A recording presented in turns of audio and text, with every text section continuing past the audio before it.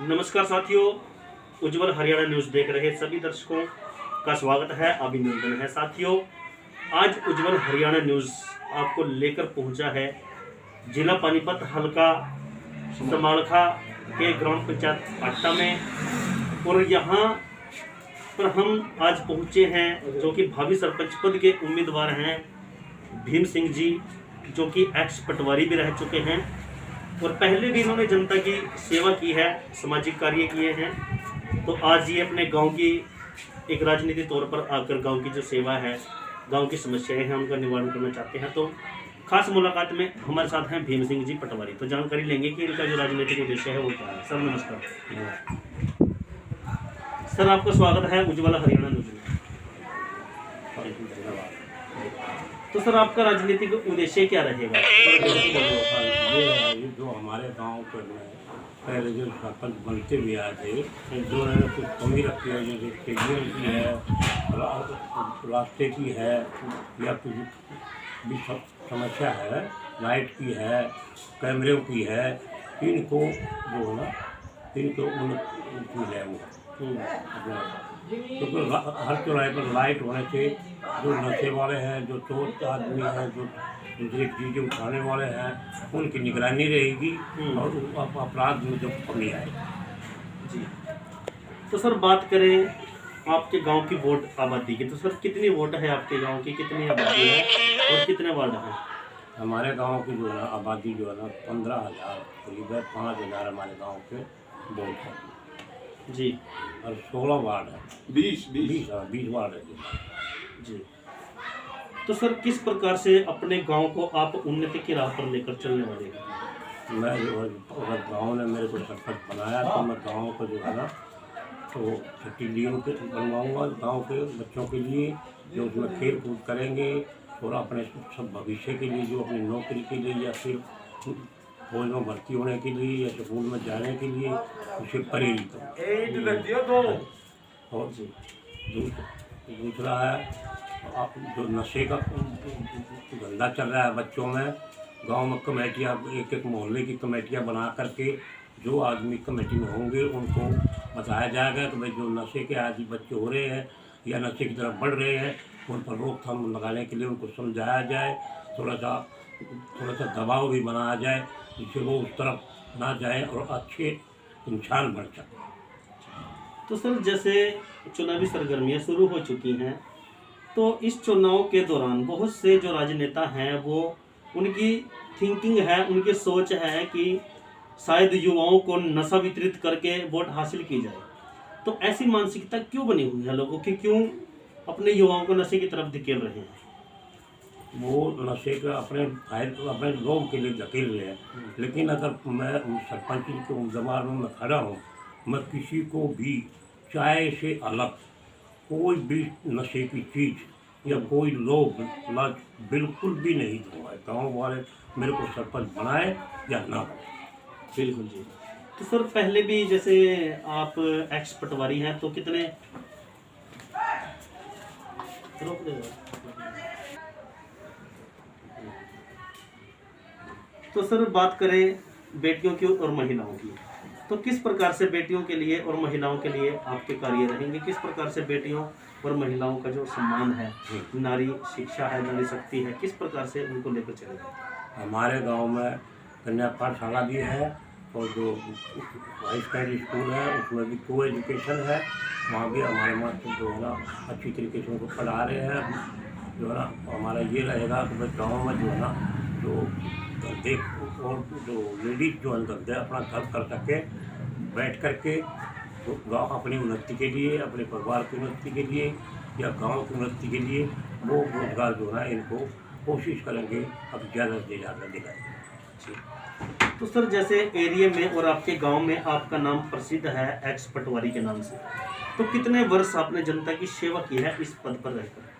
मैंने जनता की सेवा जी पहले 16 साल तो मैंने फौज में सेवा की है जी। और उसके बाद मैं अब पटवारी आया हूँ। पटवारी लगने के बाद 20 साल मैंने पटवार में सरकार की तरफ से सेवा की है और उसके बाद 20 साल हो गए जो मैंने जो है ना उनकी सेवा करते, कोई भी गांव का किसी का भी काम हो मेरे को आकर बताते हैं और मेरे को संभाल कर ले जाकर अपना काम करवा रही है। जी। तो सर बात करें सौंदर्यकरण की, तो किस प्रकार से अपने गांव को आप एक मिनी चंडीगढ़ की तरह चमकाना चाहोगे, एक आईने की तरह चमकाना चाहोगे? हम अपने गांव के चारों तरफ जो है फिरनी के थोड़ा सा ठीक तरीके से बनवाएंगे और दरख्त लगवाएंगे, लाइट लगवाएंगे और सीटी या कैमरे भी लगवाएंगे। और एक अस्पताल में जो है ना हमारे ना तो एम्बुलेंस है ना डॉक्टर है, उनको सरकार से रिक्वेस्ट करके प्रार्थना करके उसमें जाएंगे जी। और पशुओं का अस्पताल है उसका भी जो है ना थोड़ा सा अपग्रेड करवाओ, साफ सफाई का इनका ध्यान रखेंगे। गाँव का जो अंदरूनी गलियाँ हैं या बाहर से फिरनी है उनका साफ सफाई का ध्यान रखेंगे, सरकार से कहकर वो तो दर्शकों देखिए, बहुत अच्छी सोच है पटवारी एक्स पटवारी भीम सिंह जी की, और बहुत अच्छे इनके एजेंडे हैं जिनको ये लेकर चले हुए हैं। तो सर बात करें शिक्षा स्तर की, जैसे कोरोना महामारी के चलते आज शिक्षा का जो स्तर है बहुत ही डाउन लेवल पर चला गया है, तो शिक्षा के स्तर को उठाने के लिए क्या प्रक्रियाएं रहेंगी आपकी, क्या प्राथमिकता रहेगी?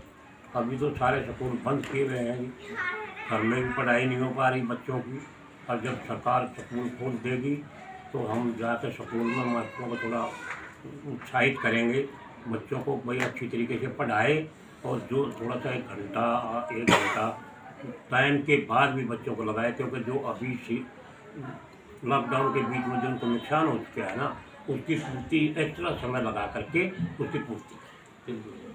तो सर क्या स्टडी बेस है आपका, कितनी पढ़ाई की है? मैंने मैट्रिक की कर जी।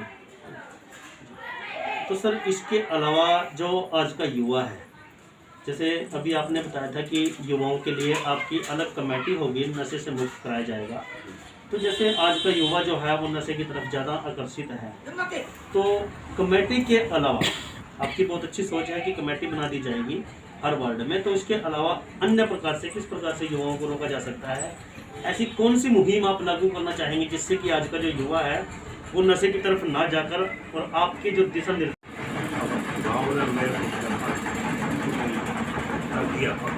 बना दिया तो मेरा स्टेडियम जो बनवाऊंगा, स्टेडियम में बच्चों को ना ज़्यादा खेल कूद की तरफ प्रेरित करूँगा, क्योंकि वहाँ खेल कूद में व्यस्त रहने से उनको नशे की तरफ जाने का रुझान ही नहीं रहेगा, उस तरफ रहेगा उनका रुझान। क्योंकि बच्चे जो है ना जब खेल कूद में रहते हैं तो उसे जो फालतू जो बिना जरूरत के काम है उनकी तरफ उनका ध्यान नहीं जाएगा, और उनका जो है ना मनोबल जो है ना ऊंचा रहेगा जी।